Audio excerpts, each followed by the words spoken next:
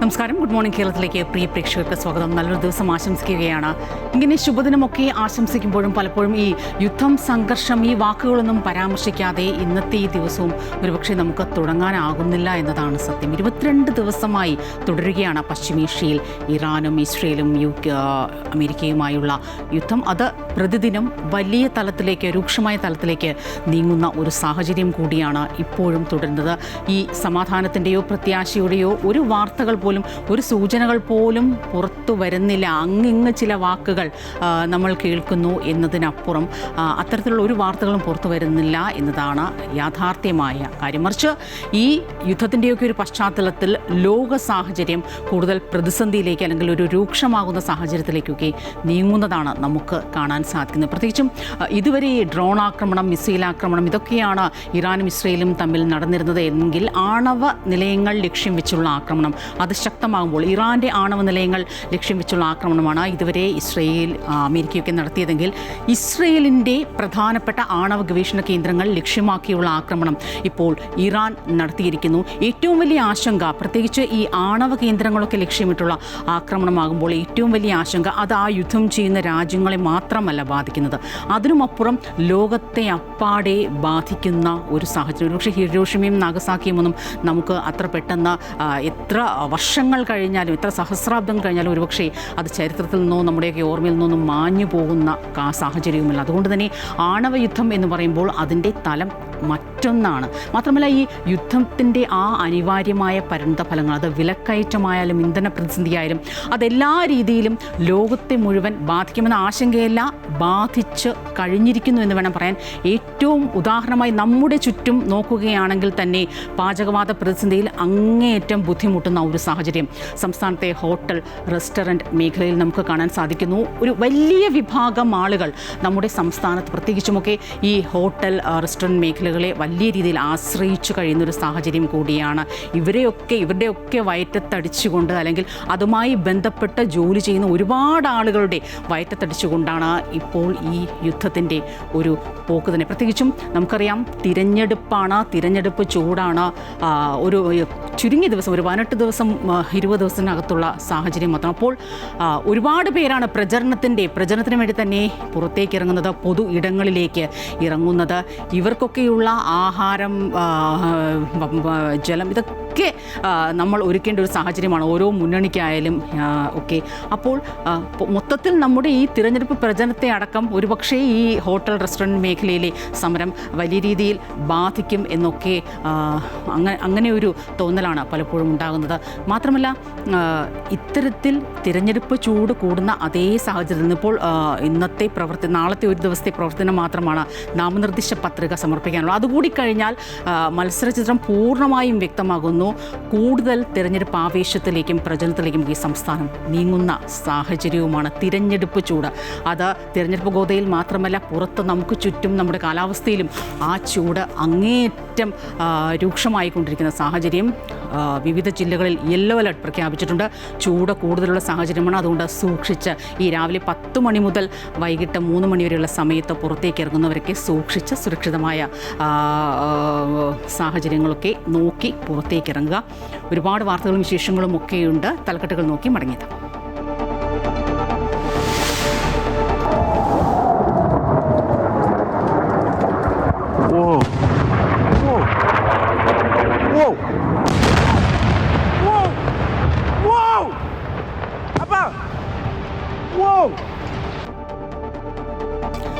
നദാൻസിലെ ആക്രമണത്തിന് തിരിച്ചടി നൽകി ഇറാൻ. ഇസ്രയേൽ ആണവ ഗവേഷണ കേന്ദ്രമായ ഡിമോണയും ആറാദ് നഗരവും ലക്ഷ്യമിട്ട മിസൈൽ ആക്രമണം. 150ഓളം പേർക്ക് പരിക്ക്.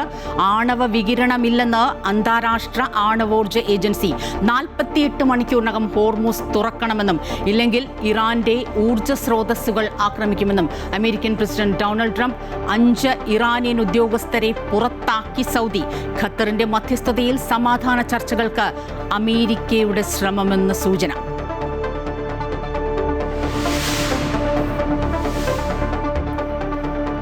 തിരഞ്ഞെടുപ്പ് ചിത്രം തെളിഞ്ഞതോടെ പ്രചാരണം സജീവമാക്കി മുന്നണികൾ. നാമനിർദ്ദേശ പത്രികാ സമർപ്പണം നാളെ അവസാനിക്കും. പത്രികകളുടെ സൂക്ഷ്മ പരിശോധന മറ്റന്നാൾ. വോട്ടർ പട്ടികയിൽ പേര് ചേർക്കാനുള്ള അവസാന ദിവസവും നാളെ.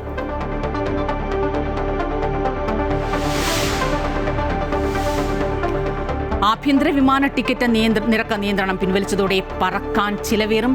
നാളെ മുതൽ ടിക്കറ്റ് നിരക്ക് കൂടാൻ സാധ്യത. അനിയന്ത്രിതമായി കൂട്ടിയാൽ നിയന്ത്രണം കൊണ്ടുവരുമെന്ന് കേന്ദ്രം. അടുത്ത മാസം മുതൽ വിമാന ഇന്ധന നിരക്കും ഉയർന്നേക്കും.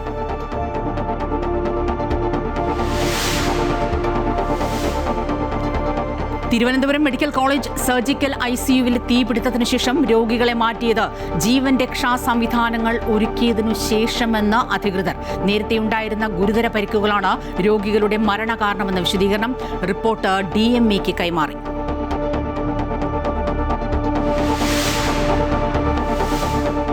കോഴിക്കോട് ജില്ലയിൽ ഷിഗല്ല രോഗത്തിനെതിരായ പ്രതിരോധ പ്രവർത്തനങ്ങൾ ഊർജിതമാക്കി ആരോഗ്യവകുപ്പ്. പൂവാട്ടുപറമ്പ്, എരഞ്ഞിക്കൽ പ്രദേശങ്ങളിൽ ജാഗ്രത. രോഗത്തിന്റെ ഉറവിടം കണ്ടെത്താൻ ആരോഗ്യവകുപ്പിന്റെ പരിശോധന.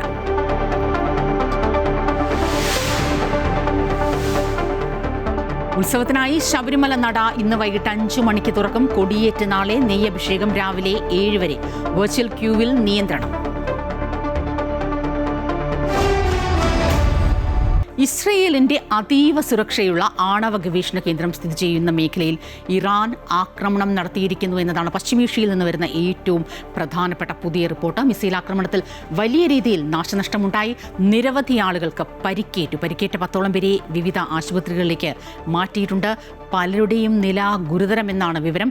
തെക്കൻ ഇസ്രായേലിലെ ദിമോണ, അരദ് എന്നീ നഗരങ്ങളെയാണ് ഇറാൻ ലക്ഷ്യം വെച്ചത്. 3 ആഴ്ച പിന്നിടുന്ന യുദ്ധത്തിലെ നിർണായകമായ ഘട്ടത്തിലേക്കാണ് ഇറാൻ കടന്നിരിക്കുന്നത്. 2 സ്റ്റേജ് ഇന്റർ കോണ്ടിനെന്റൽ ബാലിസ്റ്റിക് മിസൈലാണ് ഇറാൻ പ്രയോഗിച്ചതെന്ന് ഇസ്രയേൽ സൈനിക മേധാവി ജനറൽ ഇയാൽ സമീർ പറഞ്ഞു. ഇറാന്റെ മിസൈലുകളെ തടയാൻ തങ്ങളുടെ പ്രതിരോധ സംവിധാനങ്ങൾക്ക് സാധിച്ചില്ല എന്ന് ഇസ്രയേൽ സൈന്യം സമ്മതിച്ചു. നദാൻസിലെ ആക്രമണത്തിന് ഇറാൻ കനത്ത തിരിച്ചടി നൽകിയതോടെ പശ്ചിമേഷ്യൻ യുദ്ധം കൂടുതൽ രൂക്ഷമായേക്കുമെന്ന ആശങ്ക ഉയരുകയാണ്. അതേസമയം 48 മണിക്കൂറിനകം ഹോർമുസ് തുറക്കണമെന്നുമില്ലെങ്കിൽ ഇറാന്റെ ഊർജ്ജ സ്രോതസ്സുകൾ ആക്രമിക്കുമെന്നും US പ്രസിഡന്റ് ഡൊണാൾഡ് ട്രംപ് മുന്നറിയിപ്പ് നൽകിയിട്ടുണ്ട്. ഖത്തറിന്റെ മധ്യസ്ഥതയിൽ സമാധാന ചർച്ചകൾക്ക് ശ്രമിക്കുകയാണ് അമേരിക്ക. പശ്ചിമേഷ്യയിൽ സുഗമമായ ചരക്ക് നീക്കത്തിന് സാഹചര്യം ഉണ്ടാകണമെന്ന് ഇന്ത്യ വീണ്ടും ആവശ്യപ്പെടുകയാണ്. പ്രധാനമന്ത്രി നരേന്ദ്രമോദി ഇറാൻ പ്രസിഡന്റ് മസൂദ് പെസഷ്കിയാനുമായി ഫോണിൽ സംസാരിച്ചു. ഹോർമുസ് കടലിടുക്കിലൂടെ കപ്പലുകൾക്ക് സുരക്ഷിത പാത ഒരുക്കേണ്ടത് അനിവാര്യമാണെന്ന് മോദി ആവശ്യപ്പെട്ടു. ഊർജ്ജ സ്രോതസ്സുകൾക്ക് നേരെയുള്ള ആക്രമണങ്ങളിൽ ഇന്ത്യ കഴിഞ്ഞ കുറച്ച് ദിവസങ്ങളായി ശക്തമായ രീതിയിൽ അപലപിക്കുന്ന ഒരു സാഹചര്യം നമ്മൾ കണ്ടതാണ്. അതേസമയം ഇന്ത്യയുടെ കൂടുതൽ LPG ടാങ്ക് കപ്പലുകൾ ഹോർമുസ് കടന്നെത്തുമെന്ന് റിപ്പോർട്ടുകളുണ്ട്. കപ്പലുകൾക്ക് ഇന്ത്യൻ നാവികസേനയാണ് സുരക്ഷാ വഴിയൊരുക്കുന്നത്. നേരത്തെ ശിവാലിംഗ്, നന്ദാദേവി എന്നീ 2 LPG കപ്പലുകൾ ഏതാണ്ട് 92,712 മെട്രിക് ടൺ വാതകം വഹിച്ചുകൊണ്ട് ഇന്ത്യയിലെത്തിയിരുന്നു.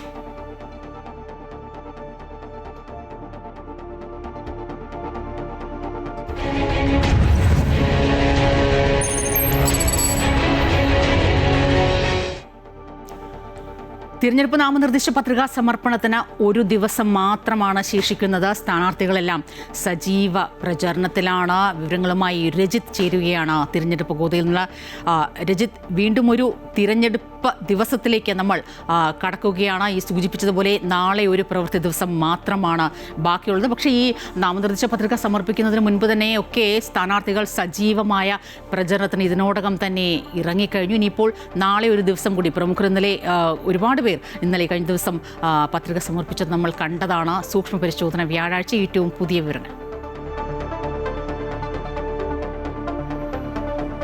സ്വപ്ന, മാർച്ച് 15-ന് തെരഞ്ഞെടുപ്പിന്റെ പ്രഖ്യാപനം ഉണ്ടായതിനു ശേഷം ഏകദേശം 6 ദിവസം മാത്രമാണ് സ്ഥാനാർത്ഥികൾക്ക് പത്രികാ സമർപ്പണത്തിന് ലഭിച്ചിരിക്കുന്നത് എന്നാണ്. അതിനിടയിൽ തന്നെയാണ് സ്ഥാനാർത്ഥി നിർണയം അടക്കമുള്ള കാര്യങ്ങളിലേക്ക് മുന്നണികൾ പോവുകയും ചെയ്തിരുന്നത്. അത്തരത്തിൽ വലിയൊരു തിരക്ക് പിടിച്ച ഒരാഴ്ചയാണ് കടന്നുപോയത്. ആ ഒരു തിരക്ക് പിടിച്ച ഒരാഴ്ചക്കുള്ളിൽ തന്നെ 3 മുന്നണികളും സ്ഥാനാർത്ഥികളുടെ കാര്യത്തിലടക്കം തീരുമാനങ്ങൾ എടുക്കേണ്ട ഒരു സാഹചര്യത്തിലേക്കായിരുന്നു തെരഞ്ഞെടുപ്പ് പ്രഖ്യാപനം വളരെ വേഗത്തിൽ എത്തിയതിനാൽ തന്നെ നടത്തേണ്ടി വന്നത്. അതുകൊണ്ട് തന്നെ സ്ഥാനാർത്ഥികൾക്ക് പത്രികാ സമർപ്പണത്തിനും അവസാന ദിവസം വരെ വലിയൊരു തിരക്ക് അനുഭവപ്പെടുന്ന ഒരു കാഴ്ചയാണ്. ഇന്നലെ തന്നെ നേരത്തെ സൂചിപ്പിച്ചതുപോലെ തന്നെ പ്രമുഖ സ്ഥാനാർത്ഥികൾ എല്ലാവരും തന്നെ 3 മുന്നണികളിലെയും പ്രമുഖ സ്ഥാനാർത്ഥികൾ ഇന്നലെ വിവിധ സ്ഥലങ്ങളിലായി പത്രികാ സമർപ്പണം നടത്തുകയും ചെയ്തിട്ടുണ്ട്. തുടർന്ന് സജീവ പ്രചരണ പരിപാടികളിലേക്ക് അടക്കം സ്ഥാനാർത്ഥികൾക്ക് എത്താൻ താമസം നേരിട്ടു എന്നത് തന്നെയാണ്. കാരണം ഈ സ്ഥാനാർത്ഥി നിർണയം അടക്കമുള്ള കാര്യങ്ങൾ താമസിച്ചു പോയതിനാൽ തന്നെ പ്രചരണ പരിപാടികളിലേക്ക് നേരത്തെ തന്നെ സീറ്റുകൾ ഉറപ്പിച്ചിരുന്ന സ്ഥാനാർത്ഥികൾക്ക് മാത്രമാണ് വളരെ വേഗത്തിൽ പ്രചരണ പരിപാടികളിലേക്ക് എത്താൻ കഴിഞ്ഞത്. മറ്റുള്ളവർ ഇന്നലെ വരെ പ്രഖ്യാപനമുണ്ടായിരുന്നു.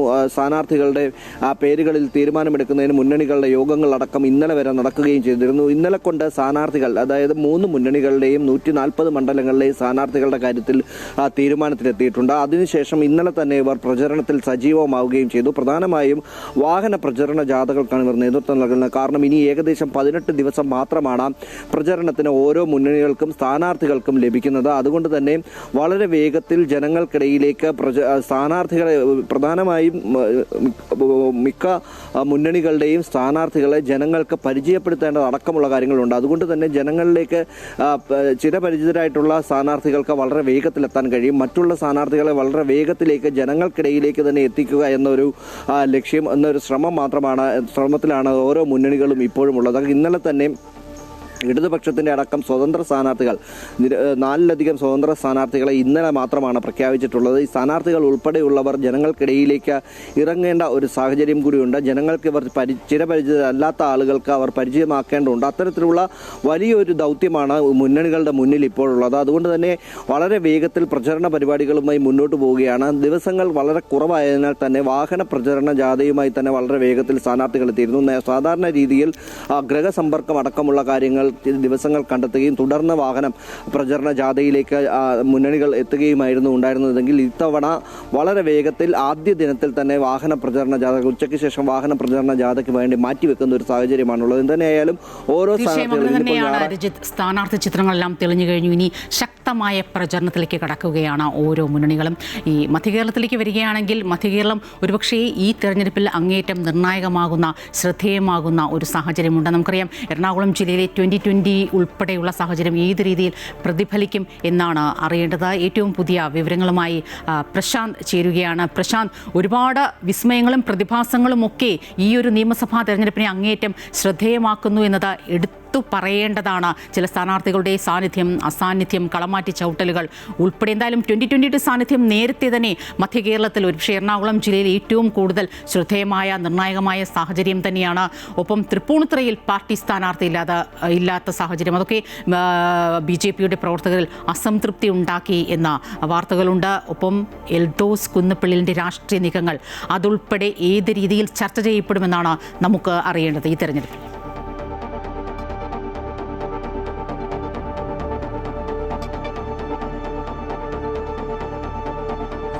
Good morning. കഴിഞ്ഞ കുറച്ച് നാളുകളായി ഏറ്റവും ശ്രദ്ധാകേന്ദ്രം എന്ന് പറയുന്നത് തദ്ദേശ തെരഞ്ഞെടുപ്പിലാണെങ്കിലും നിയമസഭാ തെരഞ്ഞെടുപ്പിലും പാർലമെന്റ് തെരഞ്ഞെടുപ്പിലും ഒക്കെ തന്നെ ശ്രദ്ധയാകർഷിക്കുന്നത് മധ്യ കേരളം തന്നെയാണ്. ഒരു കാലത്ത് UDFന്റെ കോട്ടയായിരുന്നു മധ്യ കേരളം എന്ന് പറയേണ്ടി വരും. പക്ഷേ കഴിഞ്ഞ കുറച്ച് നാളുകളായി, ഈ തെരഞ്ഞെടുപ്പല്ല അതിന് മുൻപുള്ള നിയമസഭാ തെരഞ്ഞെടുപ്പുകളിലൊക്കെ തന്നെ ഇടതുപക്ഷം കൃത്യമായി കടന്നുകയറ്റം നടത്തുന്ന ഒരു മേഖലയായി മധ്യ കേരളം മാറിയിട്ടുണ്ട് എന്നുള്ളതാണ് പ്രധാനപ്പെട്ട കാര്യം. പക്ഷേ ഈ കഴിഞ്ഞ തെരഞ്ഞെടുപ്പുകളിലൊക്കെ തന്നെ UDF വലിയൊരു തിരിച്ചുവരവ് നടത്തിവെച്ചിട്ടുണ്ട്. ഇതിപ്പോൾ പ്രതിപക്ഷ നേതാവ് ഉൾപ്പെടെ പറയുന്നത് മധ്യ കേരളത്തിലെ മുഴുവൻ സീറ്റുകളിലും വിജയിക്കാൻ കഴിയും എന്നുള്ളതാണ്. അതായത് ആലപ്പുഴ, എറണാകുളം, കോട്ടയം, തൃശ്ശൂർ ഉൾപ്പെടെയുള്ള ജില്ലകളിലെ പ്രധാന മണ്ഡലങ്ങളെല്ലാം തന്നെ ജയിച്ചു കയറാൻ കഴിയും എന്നുള്ളതാണ്. കഴിഞ്ഞ തവണ വലിയ തിരിച്ചടി എറണാകുളത്ത് ഉൾപ്പെടെ ഉണ്ടായത് നമ്മൾ കണ്ടതാണ്. അതൊക്കെ തന്നെ മറികടക്കാൻ കഴിയും എന്നുള്ളതാണ് പ്രധാനമായും വ്യക്തമാക്കുന്നത്. ഇന്നിപ്പോൾ പ്രതിപക്ഷ നേതാവ് ഉൾപ്പെടെ മണ്ഡലത്തിൽ ജില്ലയിലുണ്ട്. വിവിധ പരിപാടികളിൽ പ്രതിപക്ഷ നേതാവ് പങ്കെടുക്കുന്നുണ്ട്. ഒപ്പം തന്നെ CPMന്റെ മുതിർന്ന നേതാക്കൾ TM തോമസ് ഐസക് ഉൾപ്പെടെയുള്ള നേതാക്കളൊക്കെ തന്നെ പ്രധാന പരിപാടികൾ, കൺവെൻഷനുകളെല്ലാം തന്നെ പങ്കെടുക്കുന്ന ഉച്ചയ്ക്ക് ശേഷം പ്രധാനപ്പെട്ട സ്ഥാനാർത്ഥികളുടെ മണ്ഡലം കൺവെൻഷനുകളിലാണ് പ്രധാനമായി തുടങ്ങുന്നത്. പ്രത്യേകിച്ച് ഇന്നൊരു ഞായറാഴ്ചയാണ്. അതുകൊണ്ട് തന്നെ സ്വാഭാവികമായും ആളുകളെല്ലാം തന്നെ വീടുകളിലുണ്ടാകും. അതുകൊണ്ട് തന്നെ വീടുകൾ കയറിയുള്ള പ്രചരണമുണ്ടാകും. അതോടൊപ്പം തന്നെയാണ് മണ്ഡലം കൺവെൻഷനുകളുണ്ടാകും. കാരണം പാർട്ടി പ്രവർത്തകരെല്ലാം തന്നെ സജീവമാകുന്ന ഒരു സമയമാണ്. അതുകൊണ്ട് തന്നെ അത്തരത്തിലാണ് പാർട്ടിയുടെ പരിപാടികളെല്ലാം തന്നെ ക്രമീകരിച്ചിട്ടുള്ളത്. എറണാകുളത്തെ സംബന്ധിച്ച് രാഷ്ട്രീയമായി ചിന്തിക്കുമ്പോൾ BJPയുടെ കടന്നുവരവിനേക്കാൾ അപ്പുറത്തേക്ക് 2020യുടെ സാന്നിധ്യമാണ് പ്രധാനമായും ഇപ്പോൾ ശ്രദ്ധ കേന്ദ്രീകരിക്കുന്നത്. പ്രത്യേകിച്ച് BJPക്ക് ശക്തമായി വോട്ടുള്ള മണ്ഡലങ്ങളിൽ പോലും ഇത്തവണ സീറ്റ് 2020ക്ക് നൽകിയത് വലിയ അതൃപ്തി ഉണ്ടാക്കിയിട്ടുള്ളത് കൃത്യമായ കാര്യം തന്നെയാണ്. പ്രത്യേകിച്ച് തൃപ്പൂണിത്തുറയാണ് അതിൽ ഏറ്റവും പ്രധാനപ്പെട്ട കാര്യം. നമുക്കറിയാം തുറവൂർ വിശ്വംഭരനും അതിനുശേഷം ഡോക്ടർ KS രാധാകൃഷ്ണനും വളരെ കൃത്യമായി വോട്ട് പിടിച്ച മണ്ഡലമാണ് തൃപ്പൂണിത്തുറ. അവിടെയൊക്കെയാണ് 2020യുടെ സ്ഥാനാർത്ഥി അഞ്ജലി നായർ വരുന്നത്. പ്രധാനപ്പെട്ട കാര്യം എന്ന് പറയുന്നത് അത് തൃപ്പൂണിത്തുറയിൽ മാത്രമല്ല, തൃക്കാക്കരയിൽ ഉൾപ്പെടെ, അതായത് BJPക്ക് കൃത്യമായ രാഷ്ട്രീയ ബലമുള്ള, സ്വാധീനമുള്ള മണ്ഡലങ്ങളിൽ പോലും 2020ക്ക് സീറ്റ് നൽകിയത് വലിയ പ്രതിസന്ധി തന്നെയാണ്. ഒരുപക്ഷേ ഇത്തവണ തൃപ്പൂണിത്തുറയിൽ നല്ലൊരു സ്ഥാനാർത്ഥി നിർത്തിയാൽ ജയിച്ചു കയറാമെന്നൊരു പ്രതീക്ഷ BJP പ്രവർത്തകർക്കുണ്ടായിരുന്നു. അവിടേക്കാണ് 2020 സീറ്റ് നൽകുന്ന സാഹചര്യമുണ്ടായത്. തൃക്കാക്കരയിൽ സമാനമായ സാഹചര്യം തന്നെയാണ്. മറ്റൊന്ന് എൽദോസ് കുന്നപ്പള്ളിയുടെ രാഷ്ട്രീയ നിലപാട് തന്നെയാണ്. ഏതായാലും പാർട്ടി വിടില്ല എന്നും സ്വതന്ത്ര സ്ഥാനാർത്ഥിയായി നിൽക്കില്ല എന്നും അദ്ദേഹം വ്യക്തമാക്കിയിട്ടുണ്ട്. പക്ഷേ അദ്ദേഹം ലക്ഷ്യമിടുന്നത് DCC അധ്യക്ഷ സ്ഥാനമാണ് എന്നുള്ളതാണ് നമുക്ക് അറിയാൻ കഴിയുന്നത്. അദ്ദേഹം തുറന്നു പറയുന്നില്ലെങ്കിലും ചില ചർച്ചകൾ, ചില നീക്കങ്ങൾ അതുമായി ബന്ധപ്പെട്ട രാഷ്ട്രീയ നീക്കങ്ങൾ നടത്തിയെന്നാണ് നമുക്ക് മനസ്സിലാക്കാൻ കഴിയുന്നത്. ഏതായാലും ഇന്ന് പെരുമ്പാവൂരിലെ സ്ഥാനാർത്ഥിക്ക് വേണ്ടി എൽദോസ് കുന്നപ്പള്ളിയിൽ എത്തുന്നുണ്ട് എന്നുള്ളത് പ്രധാനപ്പെട്ട കാര്യമാണ്. പ്രചാരണ പരിപാടികൾക്ക് അദ്ദേഹം തന്നെയാണ് കൺവെൻഷന് തുടക്കം കുറിക്കുകയും ഒക്കെ ചെയ്തത്. അതുകൊണ്ട് തന്നെ മറ്റൊരു തരത്തിലുള്ള നീക്കങ്ങൾ ഉണ്ടാകില്ല. പക്ഷേ ഏതെങ്കിലും തരത്തിൽ നേതൃത്വം ഉറപ്പ് നൽകിയിട്ടുണ്ട് എന്ന തരത്തിൽ തന്നെയാണ് കാര്യങ്ങൾ മുന്നോട്ട് പോവുകയും ചെയ്യുന്നത്. സ്വപ്ന, മധ്യകേരളത്തിന്റെ മനസ്സ് പിടിക്കാൻ നിർണായക നീക്കങ്ങളുമായി മുന്നണികളും സ്ഥാനാർത്ഥികളും അണികളും ഒക്കെ അശ്രാന്ത പരിശ്രമത്തിൽ തന്നെയാണ്. പ്രശാന്താണ് കൊച്ചിയിൽ നിന്നും വിവരങ്ങൾ നൽകിയത്.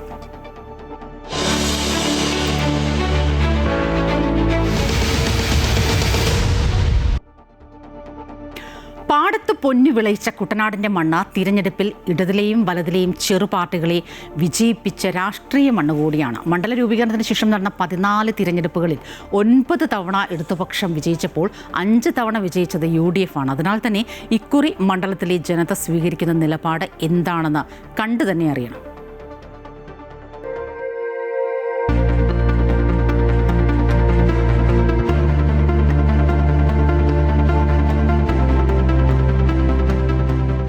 അമ്പലപ്പുഴയിലും തകഴിയിലുമൊക്കെയായി ചിതറിക്കിടന്ന മണ്ഡലം 1965 കുട്ടനാടായി മാറുന്നത്. തകഴി മണ്ഡലം വിഭജിച്ചാണ് കുട്ടനാട് രൂപവൽക്കരിച്ചത്.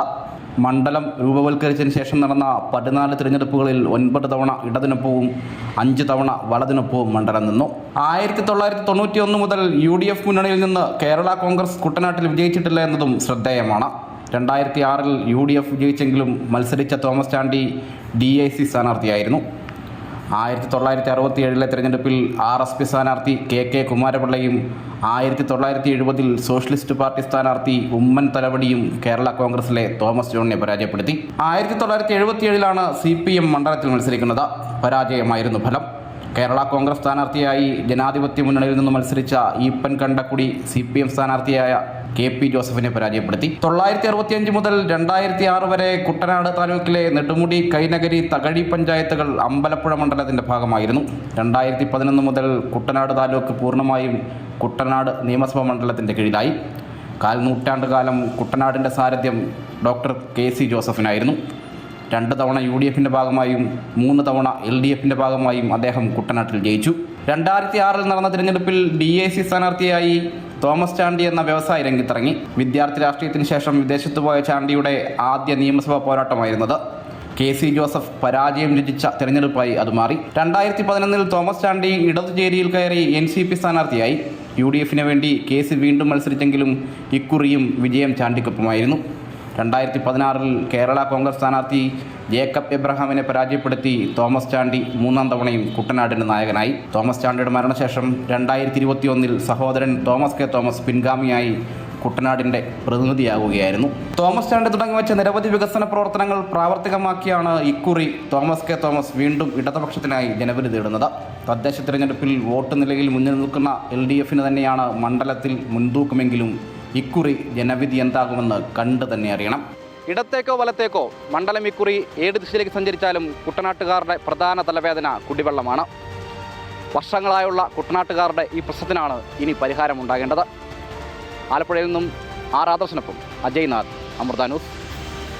തങ്ങളുടെ ആവശ്യങ്ങൾ നേടുന്നതിനായി കുട്ടനാട്ടിൻ്റെ മണ്ണ് തിരഞ്ഞെടുപ്പിൽ ഇടതിനെയാണോ വലതിനെയാണോ ഒക്കെ ആശ്രയിക്കുക എന്ന് എന്തായാലും അജയ് സൂചിപ്പിച്ചതുപോലെ കണ്ടു തന്നെ അറിയണം. മറ്റൊന്ന്, തിരുവനന്തപുരം മെഡിക്കൽ കോളേജിലെ മെഡിക്കൽ കോളേജിലെ സർജിക്കൽ ICUവിലെ തീപിടുത്തത്തിന് പിന്നാലെ വലിയ രീതിയിലുള്ള ഒരു വിവാദവും ഇപ്പോൾ പൊട്ടിപ്പുറപ്പെട്ടിരിക്കുകയാണ്. ഈ ICUവിലുണ്ടായിരുന്ന 5 രോഗികൾ, ആ ചൊവ്വാഴ്ച ഉണ്ടായിരുന്ന തീപിടുത്തത്തിന് പിന്നാലെ 5 രോഗികൾ മരിച്ചത് വലിയ രീതിയിലുള്ള ആക്ഷേപത്തിന് ഇട നൽകിയിരിക്കുന്നു. എന്നാൽ ഇക്കാര്യത്തിൽ കൃത്യമായ ഒരു നിലപാട് ഇപ്പോൾ തിരുവനന്തപുരം മെഡിക്കൽ കോളേജ് വ്യക്തമാക്കുകയാണ്. തിരുവനന്തപുരം മെഡിക്കൽ കോളേജ് സർജിക്കൽ ICUവിലെ തീപിടുത്തത്തിന് പിന്നാലെ രോഗികളെ മാറ്റിയത് ജീവൻ രക്ഷാ സംവിധാനങ്ങൾ ഒരുക്കിയതിനു ശേഷമെന്ന് തിരുവനന്തപുരം മെഡിക്കൽ കോളേജ് അധികൃതർ വ്യക്തമാക്കുകയാണ്. വാഹനാപകടത്തിലെ ഗുരുതര പരിക്കുകളാണ് രോഗികളുടെ മരണകാരണമെന്നാണ് വിശദീകരണം. റിപ്പോർട്ട് DMEക്ക് കൈമാറി രജിത് കുമാർ ചേരുന്നു.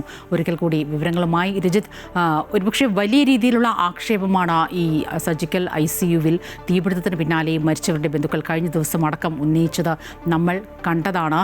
ഈ തീപിടുത്തം ഉണ്ടായപ്പോൾ വേണ്ടത്ര സുരക്ഷ അല്ലെങ്കിൽ ആ സംവിധാനങ്ങൾ ഒരുക്കാതെ ഇവരെ മാറ്റിയതാണ്, അതിൻ്റെ സംവിധാനങ്ങളോടുകൂടി അല്ലാതെ മാറ്റിയതാണ് ഒരുപക്ഷെ അവരുടെ ആ ആരോഗ്യനില കൂടുതൽ വഷളാകാനുള്ള സാഹചര്യമെന്ന വളരെ അതിശക്തമായ രീതിയിൽ കഴിഞ്ഞ ദിവസം ഇവരെല്ലാം പ്രതികരിച്ചത് നമ്മൾ കണ്ടതാണ്. ഇപ്പോൾ എന്താണ് തിരുവനന്തപുരം മെഡിക്കൽ കോളേജ് അധികൃതർ നൽകുന്ന വിശദീകരണം? സ്വപ്ന, തിരുവനന്തപുരം മെഡിക്കൽ കോളേജിലെ ഈ മൾട്ടി സ്പെഷ്യാലിറ്റി സർജിക്കൽ വാർഡിൽ കഴിഞ്ഞ ദിവസം ചൊവ്വാഴ്ചയാണ് തീപിടുത്തം ഉണ്ടാകുന്നത്. ഇതിൽ ഏറ്റവും പ്രധാന കാര്യമെന്ന് പറയുന്നത് അവിടുത്തെ ഒരു സ്റ്റാൻഡ് ബൈ വെന്റിലേറ്റർ അത് പൊട്ടിത്തെറിച്ചതിന് ശേഷമാണ് തീപിടുത്തം ഉണ്ടായത് എന്നാണ് ഇപ്പോൾ റിപ്പോർട്ട് ലഭിച്ചിരിക്കുന്നത്. ആ റിപ്പോർട്ട് DMEക്ക് കൈമാറുകയും ചെയ്തിട്ടുണ്ട്. ഒപ്പം തന്നെയാണ് ഇവിടെ നിന്നും രോഗികളെ അതേ സമയത്ത് അങ്ങോട്ട് മാറ്റിയിരുന്നു. 2 വിഭാഗങ്ങളിലായി ട്രോമ കെയറും അതുപോലെ തന്നെ സർജിക്കൽ വിഭാഗങ്ങളുമായി 32 രോഗികളാണ് ഈ ICUവിൽ ഉണ്ടായിരുന്നത്. ഈ ICUവിൽ ഉണ്ടായിരുന്ന രോഗികളെ കൃത്യമായ പ്രോട്ടോകോൾ പാലിച്ചുകൊണ്ടും കൃത്യമായ ജീവൻ രക്ഷാ ഉപാധികൾ നൽകിക്കൊണ്ടുമാണ് മറ്റ് ICUവിലേക്ക് മാറ്റിയത് എന്നാണ് ഇപ്പോൾ ഇതുമായി ബന്ധപ്പെട്ടുകൊണ്ടുള്ള 2 വിഭാഗങ്ങൾ, സർജിക്കൽ വിഭാഗത്തിലെയും ന്യൂറോ വിഭാഗത്തിലെയും മേധാവിമാർ റിപ്പോർട്ട് നൽകിയിരിക്കുന്നത്. ഈ റിപ്പോർട്ട് പ്രകാരം വേണ്ട നടപടികളിലേക്ക് പോകും എന്നാണ് അധികൃതർ വ്യക്തമാക്കിയിരിക്കുന്നത്. എന്ത് തന്നെയായാലും കൃത്യമായ ഒരു പ്രോട്ടോകോളും അതുപോലെ തന്നെ ജീവൻ രക്ഷാ ഉപാധികളും വെച്ചുകൊണ്ട് തന്നെയാണ് ഈ രോഗികളെ അങ്ങോട്ടേക്ക് മറ്റ് ICUവിലേക്ക് ഷിഫ്റ്റ് ചെയ്തത് എന്നാണ് ഇവർ റിപ്പോർട്ട് നൽകിയിരിക്കുന്നത്. കഴിഞ്ഞ ദിവസമാണ് ഈ 2 ചൊവ്വാഴ്ചയും ബുധനാഴ്ചയും ഒക്കെയായി ഈ രോഗികളെ ഷിഫ്റ്റ് ചെയ്തതിന് ശേഷം ഈ 2 വിഭാഗങ്ങളിലുമായി 5ഓളം രോഗികൾ മരിക്കുന്ന ഒരു സാഹചര്യം ഉണ്ടായിരുന്നു. ഇത് പലരും വാഹന അപകടങ്ങളിലായി അവിടെ അതീവ ഗുരുതരാവസ്ഥയിൽ എത്തിയിരുന്ന രോഗികളാണ്. അവർ അതിനുശേഷം ഉണ്ടായിട്ടുള്ള അതീവ ഗുരുതരാവസ്ഥ വളരെ കൂടുതലായി വന്നതിന് ശേഷമാണ് ഈ രോഗികളുടെ മരണം സംഭവിച്ചിരിക്കുന്നത് എന്നാണ് ഇപ്പോൾ റിപ്പോർട്ടിൽ വ്യക്തമാക്കിയിരിക്കുന്നത്. ഇതുമായി ബന്ധപ്പെട്ടുകൊണ്ട് മാധ്യമങ്ങൾക്ക് മുന്നിൽ പരാതിയുമായി എത്തിയതല്ലാതെ നേരിട്ട് ആശുപത്രിക്കടക്കം ഇതുവരെയും ഒരു പരാതി ലഭിക്കാത്ത സാഹചര്യമുണ്ട്. അതുകൊണ്ട് തന്നെ പരാതി ലഭിച്ചു കഴിഞ്ഞാൽ അതിന് കൃത്യമായ നിയമപരമായ നടപടികളിലൂടെ സ്വീകരിക്കുമെന്ന് തന്നെയാണ് അധികൃതർ വ്യക്തമാക്കുന്നത്. പരിശോധിച്ച് വേണ്ട നടപടികൾ എടുക്കും. എന്നാൽ ഈ തീപിടുത്തവുമായി ബന്ധപ്പെട്ടുകൊണ്ടും ഒപ്പം തന്നെ ഇവിടെ നിന്നും രോഗികളെ ഷിഫ്റ്റ് ചെയ്തതുമായി ബന്ധപ്പെട്ടുകൊണ്ടും യാതൊരു തരത്തിലുള്ള വീഴ്ചയും സംഭവിച്ചിട്ടില്ല എന്ന് തന്നെയാണ് അധികൃതർ നൽകുന്ന സൂചന. അത്തരത്തിലുള്ള റിപ്പോർട്ടാണ് അവർ DMEക്ക് നൽകിയിരിക്കുന്നത്. നേരത്തെ തന്നെ പ്രിൻസിപ്പലിനും അതുപോലെ തന്നെ ആശുപത്രി വിഭാഗത്തിനും ഈ റിപ്പോർട്ട് നേരത്തെ നൽകിയിരുന്നു. ആ റിപ്പോർട്ടാണ് ഇപ്പോൾ DMEക്ക് സമർപ്പിച്ചിരിക്കുന്നത്. ഈ DMEക്ക് നൽകിയിരിക്കുന്ന ഈ റിപ്പോർട്ടും ഒപ്പം തന്നെ ഈ രോഗികളുടെ പോസ്റ്റ്മോർട്ടം റിപ്പോർട്ടുകൾ കൂടി പരിശോധിച്ച ശേഷമായിരിക്കും കൃത്യമായ നടപടികളിലേക്ക് ആശുപത്രി നീങ്ങുക. എന്തുതന്നെയായാലും കഴിഞ്ഞ ദിവസം ലഭിച്ച പോസ്റ്റ്മോർട്ടം റിപ്പോർട്ടിലടക്കം ഇത്തരത്തിൽ യാതൊരു തരത്തിലുള്ള വീഴ്ചയും സംഭവിച്ചിട്ടില്ല. മരണകാരണം അതല്ല എന്ന വ്യക്തത, തീപിടുത്തമല്ല എന്ന വ്യക്തതയാണ് ഇപ്പോൾ ലഭിച്ചിരിക്കുന്നതെന്നാണ് നമുക്ക് ലഭിക്കുന്ന സൂചന. എന്തുതന്നെയായാലും ഈ റിപ്പോർട്ട് DMEക്ക് സമർപ്പിച്ചിട്ടുണ്ട്. ഈ പോസ്റ്റ്മോർട്ടം റിപ്പോർട്ട് കൂടി ലഭിച്ചതിന് ശേഷം കൃത്യമായ ഒരു പരിശോധനയിലേക്ക് കടന്ന് നടപടി സ്വീകരിക്കാനാണ് തീരുമാനിച്ചിട്ടുള്ളത്. ആ റിപ്പോർട്ട് അടുത്ത ദിവസങ്ങളിൽ തന്നെ പരിശോധിച്ച് നടപടിയിലേക്ക് കടക്കുകയും ചെയ്യും. രജിത്താണ് വിവരങ്ങളുമായി ചേർന്നത്. കോഴിക്കോട് ജില്ലയിൽ കൂടുതൽ പേർക്ക് ഷിഗല്ല സ്ഥിരീകരിച്ചതോടെ പ്രതിരോധ പ്രവർത്തനങ്ങൾ ഊർജിതമാക്കിയ ആരോഗ്യവകുപ്പ് രോഗം സ്ഥിരീകരിച്ച പൂവാട്ടുപറമ്പ്, ഇരഞ്ഞിക്കൽ പ്രദേശങ്ങളിലാണ് പ്രതിരോധ പ്രവർത്തനങ്ങൾ പുരോഗമിക്കുന്നത്. അതേസമയം പെരുവയൽ ഗ്രാമപഞ്ചായത്തിന്റെ നേതൃത്വത്തിൽ RRTയും രൂപീകരിച്ചിട്ടുണ്ട്. കഴിഞ്ഞ ഞായറാഴ്ചയാണ് ആനക്കുഴിക്കര സ്വദേശിനിയായ 3.5 വയസ്സുകാരി ഷിഗല്ല ബാധിച്ച് മരിച്ചത്. ഇതിനുശേഷം 3 പേരിൽ കൂടി രോഗലക്ഷണങ്ങൾ കണ്ടെത്തിയതോടെ നടത്തിയ പരിശോധനയിൽ മറ്റ് 12 പേർക്ക് കൂടി ഷിഗല്ല ബാധിച്ചതായി സ്ഥിരീകരിച്ചു. ഇതോടെ രോഗം സ്ഥിരീകരിച്ച പൂവാട്ടുപറമ്പ്, എരഞ്ഞിക്കൽ പ്രദേശങ്ങളിൽ പ്രതിരോധ പ്രവർത്തനങ്ങൾ ഊർജിതമാക്കി.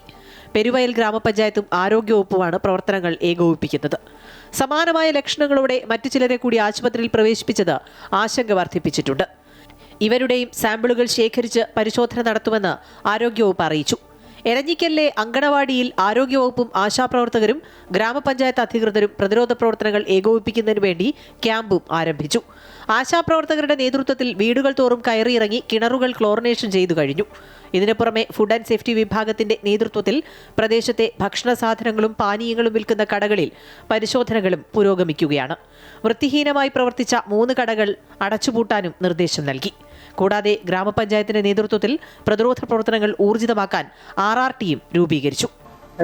കുടുംബശ്രീ, പൊതുപ്രവർത്തകർ, രാഷ്ട്രീയ പാർട്ടി പ്രതിനിധികൾ ഉൾപ്പെടെയുള്ള എല്ലാവരുടെയും വിപുലമായ മീറ്റിംഗ് ഇന്നലെ ഇവിടെ വിളിച്ചു ചേർത്തു. അടിയന്തരമായി ചെയ്യേണ്ട എല്ലാ കാര്യങ്ങളും ചെയ്യാൻ ആവശ്യമായ നടപടികൾ ചെയ്തിട്ടുണ്ട്. അതോടൊപ്പം തന്നെ നമ്മൾ മേഖലയിൽ ബന്ധപ്പെട്ടുകൊണ്ട് RRT രൂപീകരിച്ചിട്ടുണ്ട്. അതേസമയം ഷിഗല്ല പടരാനുണ്ടായ സാഹചര്യം കണ്ടെത്താനുള്ള പരിശോധനകളും ആരംഭിച്ചിട്ടുണ്ട്. അമൃത ന്യൂസ്, കോഴിക്കോട്. ജാഗ്രത പാലിക്കേണ്ട ഒരു സാഹചര്യം തന്നെയാണ്. മനുഷ്യനിൽ നിന്ന് മനുഷ്യനിലേക്കാണ് ഷിഗല്ല ബാക്ടീരിയ പകരാനുള്ള സാഹചര്യം ഇപ്പോൾ റിപ്പോർട്ട് ചെയ്യപ്പെട്ടിട്ടുള്ളത്. വാക്സിൻ നമുക്ക് ലഭ്യമല്ല. പ്രതിരോധ പ്രവർത്തനങ്ങൾ തന്നെയാണ് നമ്മൾ സ്വീകരിക്കേണ്ടത്. ഏറ്റവും പ്രധാനമായും നമ്മൾ കഴിക്കുന്ന ഭക്ഷണം, ഉപയോഗിക്കുന്ന വെള്ളം, നമുക്ക് ചുറ്റുമുള്ള സാഹചര്യങ്ങൾ, നമ്മൾ ഉപയോഗിക്കുന്ന പാൽ, മുട്ട, മാംസം അടക്കമുള്ളവ നിശ്ചിത താപനിലയിൽ അത് സൂക്ഷിച്ചിട്ടുണ്ടോ, അത് കൃത്യമായി പാകം ചെയ്ത് തന്നെയാണോ ഉപയോഗിക്കുന്നത്? ഇങ്ങനെയുള്ള നിരവധി കാര്യങ്ങൾ, ഒരുപാട് നിരവധി കാര്യങ്ങൾ ഈ ഒരു സാഹചര്യത്തിൽ ശ്രദ്ധിക്കേണ്ടതായിട്ടുണ്ട്. ആഭ്യന്തര വിമാന ടിക്കറ്റുകൾക്ക് ഏർപ്പെടുത്തിയ താൽക്കാലിക നിരക്ക് പരിധി വ്യോമയാന മന്ത്രാലയം പിൻവലിച്ചു. മേഖലയിലുടനീളമുള്ള വിമാന സർവീസുകൾ സ്ഥിരത കൈവരിക്കുന്നതിനും ഒപ്പം വിമാന സർവീസുകൾ സാധാരണ നിലയിലേക്ക് വന്ന സാഹചര്യത്തിൽ കൂടിയാണ് മന്ത്രാലയത്തിന്റെ നടപടി. എന്നാൽ വിമാന കമ്പനികൾ ഉത്തരവാദിത്തത്തോടെ പ്രവർത്തിക്കണമെന്നും ആവശ്യമെങ്കിൽ ഇടപെടുമെന്നും മന്ത്രാലയം വ്യക്തമാക്കിയിട്ടുണ്ട്. അതേസമയം ആഭ്യന്തര വിമാനങ്ങളിലെ ടിക്കറ്റ് ബുക്കിംഗിൽ 60% സീറ്റെങ്കിലും അധിക നിരക്ക് ഈടാക്കാതെ യാത്രക്കാർക്ക് ലഭ്യമാക്കണമെന്ന കേന്ദ്ര സർക്കാർ നിർദ്ദേശത്തിൽ എതിർപ്പുമായി വിമാന കമ്പനികൾ രംഗത്തെത്തി. വ്യോമയാന മേഖലയ്ക്ക് തിരിച്ചടിയാകുന്ന നീക്കമാണിതെന്ന് ചൂണ്ടിക്കാട്ടി ഫെഡറേഷൻ ഓഫ് ഇന്ത്യൻ എയർലൈൻസ് സർക്കാരിന് കത്തയച്ചു. ഉത്സവത്തിനായി ശബരിമല ക്ഷേത്രനട ഇന്ന് വൈകിട്ട് 5 മണിക്ക് തുറക്കും. നാളെ രാവിലെ 11:30ക്കും 12:00 മധ്യേ തന്ത്രി കണ്ഠരര് മഹേഷ് മോഹന്റെ കാർമ്മികത്വത്തിൽ കൊടിയേറ്റും. മാർച്ച് 23 മുതൽ 31 വരെ ഉച്ചപൂജയ്ക്ക് ശേഷം നടക്കുന്ന ഉത്സവ ബലിയും അത്താഴപൂജ കഴിഞ്ഞുള്ള ശ്രീഭൂത ബലിയുമാണ് പ്രധാന ചടങ്ങുകൾ. 31-നാണ് പള്ളിവേട്ട. ക്ഷേത്രത്തിൽ നിന്ന് രാത്രി 8:30ക്ക് ശരംകുത്തിയിലേക്ക്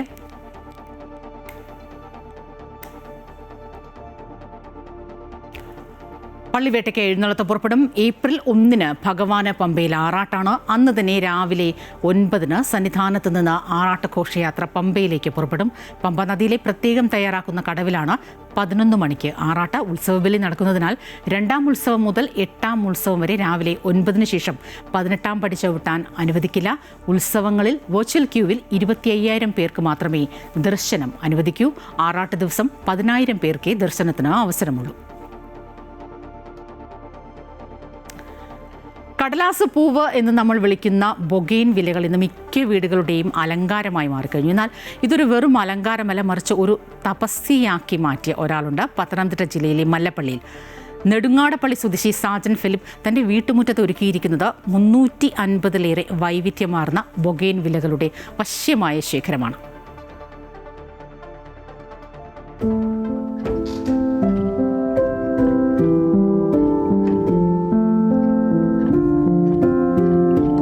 മല്ലപ്പള്ളി നെടുങ്ങാടപ്പള്ളിയിലെ ചവണിക്കമണ്ണിൽ വീട്ടിലേക്ക് കയറി ചെല്ലുന്ന ആരുടെയും കണ്ണ് ആദ്യം മുടക്കുക ഈ പൂക്കളിലാണ്. സൺസ്റ്റോൺ റെഡ്, യെല്ലോ താങ്ലോങ് തുടങ്ങി ലിപ്സ്റ്റിക്കും ടൈഗർ ക്രിസ്റ്റീനയും വരെ ഇവിടെ ചിരിതൂകി നിൽക്കുന്നു. 4 പതിറ്റാണ്ട് മുൻപ് തുടങ്ങിയ ഈ കമ്പം ഇന്ന് 350-ലേറെ ഇനങ്ങളുടെ വലിയൊരു ശേഖരമായി വളർന്നു കഴിഞ്ഞു.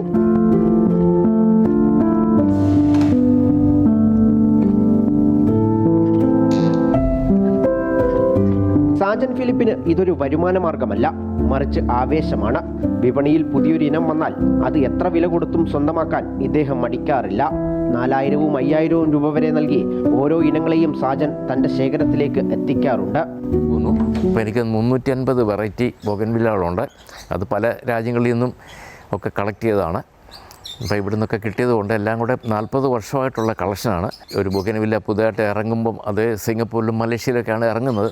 അതിനെ ഇവിടെ കൊണ്ടുവരാനുള്ള എഫർട്ട് ഇച്ചിരി കൂടുതലാണ്. Miss Holland, Chinese sleeping beauty, Maharani, Begum Sikandar ഇങ്ങനെ നീളുന്നു സാജന്റെ പൂന്തോട്ടത്തിലെ താരങ്ങൾ. മുറ്റത്തും മതിലിലുമായി ക്രമീകരിച്ചിരിക്കുന്ന ഈ ചെടികൾക്കെല്ലാം പ്രത്യേക പരിചരണമാണ് ഇദ്ദേഹം നൽകുന്നത്. മഴക്കാലത്ത് ബൊഗെയിൻവില്ലകൾക്ക് പ്രത്യേക ശ്രദ്ധ വേണമെന്നും അമിതമായ ഈർപ്പം പൂക്കളെ ബാധിക്കുമെന്നും സാജൻ ഓർമ്മിപ്പിക്കുന്നു. ആദ്യകാലത്ത് ഇത് പരിചരിക്കാൻ എളുപ്പമായിരുന്നു. അങ്ങനെ എളുപ്പമുള്ളൊരു സാധനം കൊണ്ടുവന്നാണ്. പക്ഷേ ഇപ്പോൾ അത് ഏറ്റവും ബുദ്ധിമുട്ടുള്ളൊരു സാധനമാണ് പരിചരിക്കാൻ. അതായത് മഴക്കാലം ഇതിനെ സംരക്ഷിച്ച് നിർത്താൻ ഭയങ്കര ബുദ്ധിമുട്ടാണ്. ചാണകപ്പൊടി, എല്ലുപൊടി അതാണ് ഞങ്ങൾ വളം കൊടുക്കുന്നത്. അത് 2 വർഷം കൂടുമ്പം റിപ്പോർട്ട് ചെയ്യും. പിന്നെ നല്ല വെയിൽ, അതാണ് പ്രധാന ഒരു വളം. വിൽപ്പനയ്ക്ക് പ്രാധാന്യം നൽകാതെ അപൂർവ ഇനങ്ങളെ സംരക്ഷിക്കുക എന്ന ലക്ഷ്യത്തോടെയാണ് സാജൻ ഫിലിപ്പ് ഈ വർണ്ണാഭമായ യാത്ര തുടരുന്നത്. വീട്ടുമുറ്റത്തെ ഈ പൂക്കാലം കണ്ടു മടങ്ങുന്ന ആരുടെയും മനസ്സിൽ ഒരു ബൊഗെയിൻവില്ല തൈയെങ്കിലും നടണമെന്ന ആഗ്രഹം ബാക്കിയാകും. കടലാസുപൂവ് അഥവാ ബൊഗെയിൻ വില്ലകൾ കൊണ്ട് വിസ്മയലോകം തന്നെ തീർത്തിരിക്കുകയാണ് സാജൻ എന്ന പ്രകൃതി സ്നേഹി. ആരെയും ആകർഷിക്കുന്ന തരത്തിൽ തൻ്റെ വീടിൻ്റെ മുറ്റത്ത് ഒരു വർണ്ണവസന്തം തന്നെ തീർത്തിട്ടുണ്ട്. ക്യാമറമാൻ രതീഷ് മാടമ്പശ്ശേലിനൊപ്പം കണ്ണൻ ദേവ്, അമൃത ന്യൂസ്, പത്തനംതിട്ട. ഏത് മുന്നണികൾ മാറി മാറി വന്നാലും ഇവിടൊന്നും കിട്ടിയില്ല, നമുക്കൊന്നും തന്നില്ല എന്ന് പരിതപിക്കുന്ന ഒരുപാട് നാട്ടുകാരെ, അവരുടെ ആവശ്യങ്ങളൊക്കെ നമുക്ക് ചുറ്റും കാണാം. തിരഞ്ഞെടുപ്പ് കാലമായാൽ ഒരു സീറ്റ് ഒപ്പിക്കാനുള്ള പരക്കം പാച്ചിലാണ് രാഷ്ട്രീയക്കാർ. സീറ്റ് കിട്ടിയില്ലെങ്കിൽ കരച്ചിലായി, പരിഭവമായി, പരിദേവനമായി. എന്നാൽ തിരഞ്ഞെടുപ്പ് കാലത്തും യാത്രായോഗ്യമായ ഒരു വഴിക്കായി കാത്തിരിക്കുന്ന കുറച്ച് വോട്ടർമാരുണ്ട് ഇടുക്കി ഗാന്ധിനഗർ കോളനിയിൽ. 2018 പ്രളയത്തിൽ തകർന്ന റോഡ് ഇതുവരെയും നന്നാക്കിയിട്ടില്ല. വോട്ട് ബഹിഷ്കരണം എന്ന അവസാന ആയുധം പ്രയോഗിക്കാനുള്ള ഒരുക്കത്തിലാണ് ഈ നാട്ടുകാർ. ഇടുക്കിയിൽ രാഷ്ട്രപിതാവിന്റെ പേരിൽ ഒരു കോളനി, ഗാന്ധിനഗർ. ഗാന്ധിജി സ്വപ്നം കണ്ട ഗ്രാമസ്വരാജുമായി ഈ ഗാന്ധിനഗറിന് ഒരു ബന്ധവുമില്ല. ഇവിടെ യാത്രായോഗ്യമായ വഴി പോലുമില്ലാതെ 10 കുടുംബങ്ങൾ. 2018 പ്രളയത്തിൽ തകർന്നു പോയതാണ് ഇവരുടെ ഏക യാത്രാമാർഗമായ റോഡ്. 8 വർഷം കഴിഞ്ഞിട്ടും പുതിയ റോഡ് നിർമ്മിച്ചില്ല. നേതാക്കന്മാരെല്ലാം വോട്ട് ചോദിച്ചു വരുമ്പോൾ ഇന്ന് നിങ്ങൾക്ക് ഇത് ഓക്കെയാ, നാളെ നിങ്ങൾക്ക് വഴി റെഡിയാന്ന് പറയും. പക്ഷെ ആരും ഇതുവരെ ഇങ്ങോട്ട് വന്നിട്ടില്ല. വോട്ട് മേടിച്ചുകൊണ്ട് പോവല്ലാണ്ട് ഒരു മനുഷ്യൻ ഞങ്ങൾക്ക് ഒരു ഉപകാരമായിട്ട് വന്നിട്ടില്ല. നല്ല നല്ല വീടുകളെല്ലാം ഇടിച്ചു പൊളിച്ച് വീട് കൊടുക്കുക.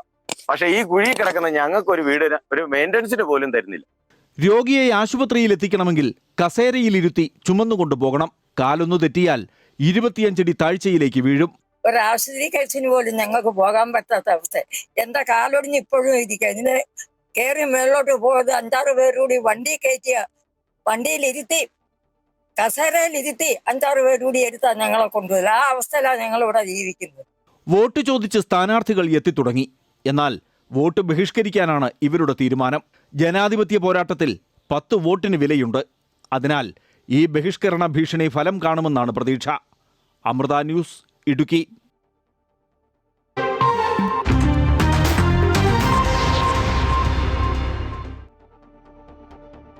ഈ സർക്കാർ തുടരണോ?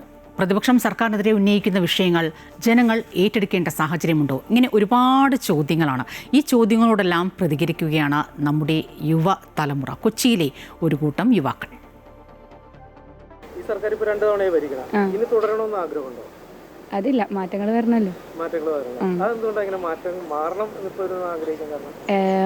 ആഗ്രഹിക്കാൻ കാരണം എന്ന് വെച്ചാൽ ഇവർ മാറിക്കഴിയുമ്പോൾ ഇനി തിരിച്ചു വരാനുള്ളതിന് വേണ്ടി കൂടുതൽ പ്രവർത്തിക്കുള്ളൂ. അപ്പം മാറണം എന്ന് തോന്നുന്നു. ആ ഓക്കെ, മാറി മാറി വന്നാലേ ഓരോരുത്തർ മീൻസ് ഇനി ഇലക്ഷന് വരാൻ വേണ്ടി കൂടുതൽ പ്രോഗ്രസ് ആയിട്ട് ഓരോന്ന് ചെയ്യുള്ളൂ. അത് ജനങ്ങളെ കൺസെപ്റ്റ് അനുസരിച്ചാണല്ലോ. അവർ ആരോപിക്കുന്ന കാര്യങ്ങൾ ശരിയാണെന്ന് അവർക്ക് തോന്നിയ മാറ്റങ്ങൾ വരും. ഇനിയിപ്പം ചില ആൾക്കാർ അധികാരത്തിൽ കയറാൻ വേണ്ടി പലതും ആരോപിക്കുന്നുണ്ടല്ലോ. അപ്പോൾ ബേസ്ഡ് ഓൺ ഓരോരുത്തരെ ജനങ്ങളെ കൺസെപ്റ്റ് അനുസരിച്ചായിരിക്കും മാറ്റം വരിക. തുടരണമെന്നാണ് നമ്മളെ ഇപ്പം പിണറായി വിജയൻ്റെ എന്തൊരു വികസനം ഉണ്ട്. നമ്മളെ മെട്രോ ആയാലും 2 തവണ ഈ സർക്കാർ ഭരിക്കണം. ഇനി ഈ സർക്കാർ തുടരണമെന്നുള്ള ആഗ്രഹമുണ്ടോ? ഇല്ലില്ല, നമുക്കിപ്പോൾ ഒരാൾ മാത്രം ഭരിക്കാണ്ട് എല്ലാവരും മാറി മാറി വേണമല്ലോ. എന്നാലേ നമുക്ക് തിരഞ്ഞെടുക്കാൻ പറ്റുള്ളൂ ആരാണ് ഏറ്റവും ഇതിൽ നിൽക്കുന്നത്. ആ ഒരു ഇതാണ് എൻ്റെ ഒരു ആശയം. നല്ല കാര്യത്തിലാണ് ഇപ്പോൾ പോകുന്നത്. കുറച്ചും കൂടി മാറ്റം വരുത്തിയാൽ കൊള്ളായിരുന്നു. യുവജനങ്ങൾക്ക് കൊടുത്താൽ നന്നായിരുന്നു. അതായത് കഴിഞ്ഞ 2 ടൈമില് LDF ഭരണം ചേട്ടന് തൃപ്തിയാണ്? അത് തൃപ്തിയാണ്. കാരണം LDF സർക്കാർ വന്ന ശേഷമാണ് സിവിൽ ഡിഫൻസ് എന്നൊരു യൂണിറ്റ് ഉണ്ടായത്. ഞങ്ങളിപ്പോൾ സിവിൽ ഡിഫൻസ് വാളണ്ടിയർമാരാണ്. ഞങ്ങൾക്കത് കിട്ടാൻ കാരണം പിണറായി വിജയൻ സർക്കാർ വന്ന ശേഷമാണ്. 2012 വെള്ളപ്പൊക്കം, അങ്ങനെ പല കാര്യങ്ങൾക്കും സർക്കാർ, ബ്രഹ്മപുരം, അങ്ങനെ പല കാര്യങ്ങൾക്കും സർക്കാർ ഒപ്പം ഉണ്ടായി. അത് സർക്കാരിനോട് നന്ദി പറയാനുള്ളത്. പിന്നെ സർക്കാരിൻ്റെ കുറച്ച് കാര്യങ്ങൾക്ക് എതിരാണ്. കാരണം സർക്കാർ ചെയ്യുന്നത് കുറച്ച് കാര്യങ്ങൾക്ക് തന്നെ എതിരാണ്. കാരണം കുറച്ച് കാര്യങ്ങൾക്ക് മാത്രം, ബാക്കി കാര്യങ്ങൾക്കെല്ലാം ഞാൻ ഒപ്പം തന്നെയാണ്. അടുത്ത മന്ത്രിസഭ ഇരിക്കുകയാണെങ്കിൽ ഇതൊരു നല്ലൊരു ഭംഗിയുള്ള കേരളമായി മാറും. കാരണം പൊതു മാലിന്യങ്ങളും ഇതെല്ലാം ഒരു കണക്കാണ്. നമ്മുടെ എത്രയോ പേരാണ് വിദേശത്തേക്ക് പോകുന്നത്. ഇവിടെ വിദ്യാഭ്യാസം കൊണ്ടുവരണം, വിദേശികൾ ഇവിടെ വന്ന് പഠിക്കണം. അതാണ് എനിക്ക് ഓപ്പോസിറ്റ് പറയാനുള്ളത്. കാരണം വിദേശികളായ ആൾക്കാരുടെ എത്ര പേര് പഠിക്കാതെ ഇരിക്കുന്നത്, അതാണ് എനിക്ക് തോന്നുന്നത്. ഇടുക്കിയിൽ MLA 25 വർഷം പിന്നിട്ട റോഷി അഗസ്റ്റിൻ വീണ്ടും തിരഞ്ഞെടുപ്പ് പോരാട്ടത്തിനിറങ്ങുകയാണ്. ഇത്തവണ റോഷി അഗസ്റ്റിനെ നേരിടാൻ കേരള കോൺഗ്രസിൽ നിന്ന് സീറ്റ് എടുത്തിരുന്നു. എന്നാൽ തികഞ്ഞ ആത്മവിശ്വാസത്തിലാണ് റോഷി അഗസ്റ്റിൻ. ഇടുക്കിയിൽ 6ാം മത്സരത്തിനൊരുങ്ങുകയാണ് റോഷി അഗസ്റ്റിൻ. 6ാം തവണയാണ്. അതെ, 25 വർഷത്തിന് ശേഷം ജീവിതത്തിലെ ധന്യമായൊരു നിമിഷമാണ്. നമ്മുടെ സാഹചര്യങ്ങളും ജീവിതവും പ്രവർത്തനവും എല്ലാം ജനങ്ങൾക്കൊപ്പമായിരുന്നു, അവരോടൊപ്പമായിരുന്നു. അതെനിക്ക് വലിയ സന്തോഷം നൽകുന്നുണ്ട്. ഒരു തെരഞ്ഞെടുപ്പിലേക്ക് വരുമ്പോൾ അവരുടെ സന്തോഷം മുഖത്ത് പ്രതിഫലിക്കുന്നതാണ് ഒരു കാൻഡിഡേറ്റ് എന്ന രീതിയിൽ ഒരു MLA ആയിരുന്ന എനിക്ക് ഏറ്റവും കൂടുതൽ സന്തോഷം നൽകുന്നത്. നമ്മുടെ വിഷയങ്ങളെല്ലാം തന്നെ പരിഹരിക്കപ്പെട്ടുകൊണ്ടിരുന്നു. ഭൂമിശാസ്ത്രപരമായ വിഷയങ്ങൾ, ഭൂമിശാസ്ത്രപരമായിട്ടുള്ള വിഷയങ്ങളിൽ ഏറ്റവും പ്രധാനപ്പെട്ട ഭൂമിയുടെ പ്രശ്നമാണ്. അതോടൊപ്പം ഏറ്റവും പ്രധാനപ്പെട്ടതാണ് നമ്മുടെ റോഡുകൾ. ടാറിടാത്ത ഒരു റോഡ് പോലും ഇനി ഇടുക്കി കോൺസ്റ്റിറ്റ്യുവൻസിയിലുണ്ടെന്ന് ഞാൻ വിചാരിക്കുന്നില്ല. എന്ന് പറഞ്ഞാൽ അത്രത്തോളം എല്ലാ മേഖലയിലേക്കും യാത്രാ സൗകര്യങ്ങൾ നമുക്ക് ഡെവലപ്പ് ചെയ്യാനായിട്ട് സാധിച്ചു. അപ്പോൾ അടിമുടി വന്ന മാറ്റങ്ങളിൽ വിശ്വസ്തരായ ജനങ്ങൾ എന്നെ എത്രത്തോളം ശ്രദ്ധിക്കുന്നു എന്നുള്ളതിലും അവരുടെ ഹൃദയവികാരത്തോട് ചേർന്ന് നിൽക്കാൻ കഴിയും എന്നുള്ളതിലും എനിക്ക് വലിയ സന്തോഷമുണ്ട്. അവരുടെ ഉള്ളം കയ്യിൽ സംരക്ഷിച്ചു, അവരുടെ ഹൃദയവികാരത്തോട് ഞാൻ ചേർന്ന് നിന്നു. അവരുടെ ഹൃദയത്തുടിപ്പുകളാണ് എൻ്റെ നാടിയെടുപ്പ്. എനിക്ക് അതുകൊണ്ട് യാതൊരു വിഷയം തോന്നുന്നില്ല. 20 വർഷം MLA ആയിരുന്നു, ഇപ്പോൾ മന്ത്രിയായിരുന്നു 5 വർഷം. ഈ 5 വർഷം മന്ത്രിയായി നിന്നതുകൊണ്ട് ഇടുക്കിക്ക് പ്രത്യേകിച്ച് എന്തെല്ലാം ഗുണങ്ങളുണ്ടാക്കി? ഇടുക്കിക്ക് എന്തെല്ലാം മാറ്റങ്ങളാണ് ഉണ്ടായത്. ഇപ്പോൾ കാണുന്നത് ഞാൻ പറഞ്ഞല്ലോ, നമ്മുടെ നാട്ടിലെ റോഡുകളാണല്ലോ സാധാരണ ജനങ്ങൾ ഏറ്റവും കൂടുതൽ എടുത്തത്. റോഡ് ഗതാഗത രംഗത്തുണ്ടായ മാറ്റം ചെറുതാണോ? ഇപ്പം മെഡിക്കൽ കോളേജിൻ്റെ പ്രവർത്തനങ്ങൾ കുറേ കൂടി ശാക്തീകരിക്കാനായിട്ട് കഴിഞ്ഞു. കുടിവെള്ളം എത്തുന്നതിൽ 89% പൂർത്തീകരിച്ച് വലിയ രീതിയിലുള്ള എന്താ പറയുക പദ്ധതികൾ ആവിഷ്കരിച്ച് നടപടികൾ സ്വീകരിക്കുന്നതിൻ്റെ അവസാന ഘട്ടത്തിൽ എത്തി നിൽക്കാൻ ഏതാണ്ട് 850 കോടി രൂപയല്ലേ കുടിവെള്ളത്തിന് വേണ്ടി മാത്രം നമ്മൾ ചെലവഴിക്കപ്പെടുന്നത്.